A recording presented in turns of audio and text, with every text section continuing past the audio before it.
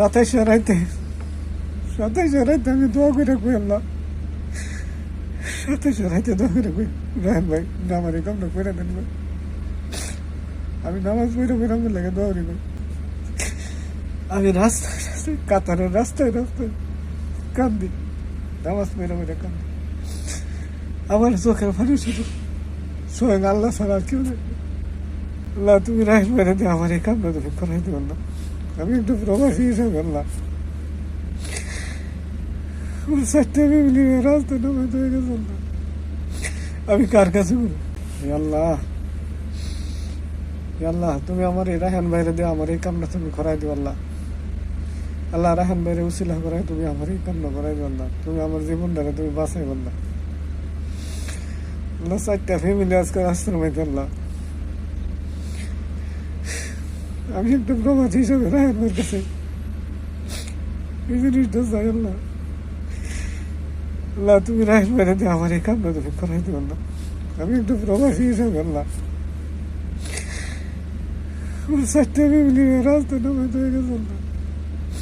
আমি কার কাছে বলি, কার কাছে কোয়ার দেখা নেই আল্লাহ। আল্লাহ তুই যেই বোন আমার বাড়ি ছাড়ছে না, এই বোন আজ আমার বাড়ি ছুঁয়ে দেয় না। যেই বাসটা যেই ভাই বাড়ি ছাড়ছে না, আমার বাড়ি ছুঁয়ে দেয় না। আমার আল্লাহ এই কষ্টটা যে দিয়েছে আল্লাহ, তুমি আল্লাহ আমি মৃত্যুর আগে তুমি আমার যে এই কষ্টগুলি দেখেছো, তুমি এই কষ্টের ফসলটা তুমি আমার দেখায়নি আল্লাহ।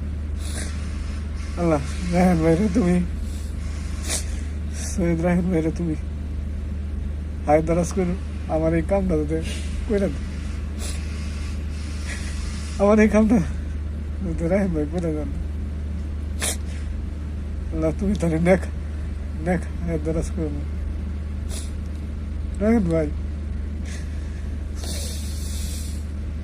কি বলবো ভাই, আমি ভাই পাগলের মতন করি ভাই, বিশেষ করে আমি পাগল বলি। 9 লক্ষ টাকা ভাই আমরা, আমার ভাগ্নিরই ফুলান আছে, আমার ভাগ্নিরা ফুলাটা এতিম, আমার ভাগ্নির জামাই নেই। তারা যে কত সুন্দর বোঝায় কইছি রে ভাই, জানতেন যদি আমি কইছি ভাই একটা মানুষ এতিম, আমার ভাগ্নির জামাই নেই, হ্যাঁ এতিম। ভাগ্নাটার কিচ্ছু নাই, তার বাপ থাকতেও নাই, তার বাপের রূপ আঁকতে পারে না, ফসল গরম করা। তো কইটা তারে বুঝাইছি রে ভাই, সে আজ যাই এই 3টা ফ্যামিলি রে ভাই, কি কম। আপনি যদি যাইতেন একবার তাহলে দেখতে পারতেন যে আমার এই ফ্যামিলিগুলির কি অবস্থা। আমি একলা ভাই কিছু করতে পারতেছি না ভাই, আমি পারতেছি না, আমি না ভাই রাজা। এই 27 রাইতে আমি দোয়া করে কই আল্লাহ, 27 রাইতে দোয়া করে কই রাহেন ভাই আমার এই কামটা করে দেন ভাই। আমি নামাজ পড়ে আমার লাগে দোয়া করি ভাই, আমার এই আল্লাহর রাস্তে ভাই, আল্লাহর রাস্তে আপনি এই কামটা আমার করে দেন। আমি আরেকদিন আপনার ভিডিও কল দিয়ে আপনার কাঁদছি, আমার কান্দা কেউ দেখে না ভাই, আমার আল্লাহ দেবে, আমার কান্দা তো আমার আল্লাহ দেবে, আর কেউ দেবে। আমি রাস্তায় কাতারের রাস্তায় কান্দি, নামাজ পড়ে কান্দি। আমার চোখের পানি শুধু স্বয়ং আল্লাহ ছাড়া আর কেউ নেই।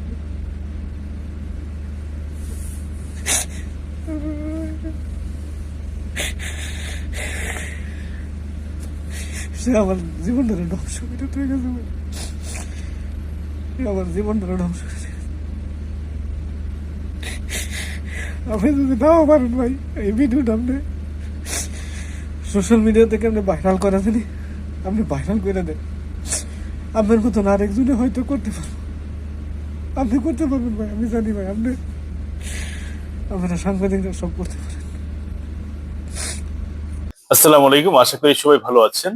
আপনারা দেখেছেন যে একজন প্রবাসী আমার উদ্দেশ্যে একটি ভিডিও বার্তা দিয়েছেন এবং উনি অনুরোধ করেছেন যে ওনার এই ভিডিওটি যাতে আমার পেজে আপলোড করি।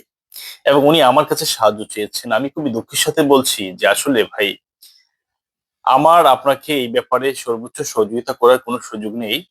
আমি চেষ্টা করে দেখতে পারি, আপনার জন্য চেষ্টা করবো। আর সবচেয়ে বড় বিষয় হচ্ছে আমি আপনার এই কথাগুলো আমার এই পেজে আমি আপলোড করে দিলাম।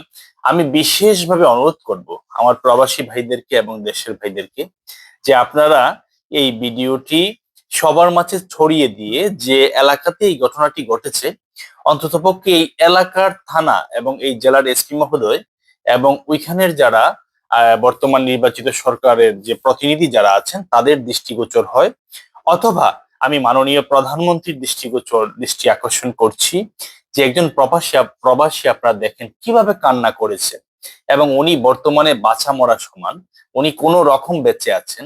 এই প্রবাসীর টাকা দিয়ে আমাদের দেশের রেমিটেন্স উজ্জ্বল হয়, এই দেশের রেমিটেন্স বৃদ্ধি পায়। সেই জায়গায় একজন প্রবাসীর কান্না আসলে কেউ শুনবে না? তো আমরা দেখেছি এই দেশে বর্তমানে একটি ঘটনা যদি ভাইরাল হয় তাহলে আশা করা যায় যে বিচার পাওয়া যায়। তো উনি যেহেতু অনেক রিকোয়েস্ট করেছেন আমার কাছে যে ওনার এই ভিডিওটি পেজে আপলোড করতে, এবং উনি অনুরোধ করেছেন সবাইকে যে এই ভিডিও সবার মাঝে পৌঁছে দিতে, আমি অনুরোধ করে প্রবাসী ভাইদেরকে এবং আমার যারা অডিয়েন্স আছেন দেশ বিদেশ থেকে আমাকে যারা দেখছেন, আপনাদেরকে আমি বিনীতভাবে অনুরোধ করব এই ভিডিওটি আপনারা সবার মাঝে পৌঁছে দেন। এবং যিনি এই কাজটি করেছেন, যে কোলাঙ্গার, যিনি এই অপরাধী যে কাজটি করেছেন, তার নাম ঠিকানা আমি বলছি, আপনারা একটু মনোযোগ সহকারে শুনবেন। ওনার নাম হচ্ছে, ব্যক্তির নাম সোহেল মিয়া, ওনার পিতার নাম হচ্ছে রহিস মিয়া, ওনার মাতার নাম হচ্ছে আম্বিয়া আক্তার। আচ্ছা, ওনার অ্যাড্রেসটা আমি বলছি। ওনার বিভাগ হচ্ছে ময়মনসিংহ, ওনার জেলা হচ্ছে নেত্রকোনা, উপজেলা হচ্ছে মোহনগঞ্জ, ওনার মৌজা হচ্ছে সোয়াইট, গ্রাম রাস্তা হচ্ছে সোয়াইট বাটি, আহ ডাকঘর হচ্ছে ছেসরাকালী, ছেসরাকালী। এক লাইনে হচ্ছে ময়মনসিংহ, নেত্রকোনা, মোহনগঞ্জ, সোয়াইট বাটি, ছেসরাকালী। ওই এলাকার এই যে ব্যক্তিটি আছেন সোহেল মিয়া, পিতা হচ্ছে রইস মিয়া, মাতা আম্বিয়া খাতুন, এই ব্যক্তি এই প্রবাসী 9 লক্ষ টাকা মেরে দিয়েছেন। এবং এই প্রবাসী কাতারে অনেক কষ্টের কাজ করে অল্প অল্প করে জমানো টাকা, এবং ওনার আরো 3-4টা পরিবারের টাকা বিদেশ নিবেন বলে এই প্রবাসীর কাছ থেকে এই সোহেল মিয়া আত্মসাৎ করেছে। এখন এই প্রবাসী কি করতেছে সেটা আপনারা ভিডিওতে ওনার কথাগুলো আপনারা দেখতে পাচ্ছেন। তো আমি চাচ্ছি এই ভিডিওটি ভাইরাল করে সবার কাছে পৌঁছে দিন, অন্ততপক্ষে ওই এলাকার যারা জনপ্রতিনিধি আছেন বর্তমান রাষ্ট্রের নির্বাচিত সরকারের, তাদের দৃষ্টি আকর্ষণ হলেও যদি তারা ওই পরিবারটাকে, ওই প্রতারক সোহেল মিয়ার বাড়িটা খুঁজে বের করে যদি তারা একটু মিডিয়ার মাধ্যমে দেখাতে পারেন, অথবা আইনগতভাবে একটি প্রেসার, সামাজিকভাবে গ্রাম আদালতের মাধ্যমে যদি একটি প্রেসার তৈরি করতে পারেন, সৃষ্টি করতে পারেন, অথবা একটি অন্যায়ের প্রতিবাদ করতে পারেন, বা বলতে পারেন যে এই অন্যায়টি আপনারা কেন করেছেন, এই প্রবাসীর সাথে এই কথাগুলো বললেও আমার কাছে মনে হয় যে কিছু একটা উপকার হতে পারে, অথবা এই বিষয়টি সমাধানও হতে পারে। এই জন্য আপনারা ভিডিওটি অবশ্যই সবার মাঝে পৌঁছে দিবেন।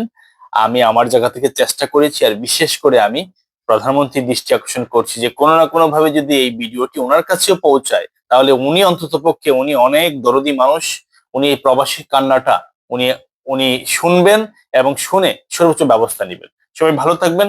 আসসালামু আলাইকুম।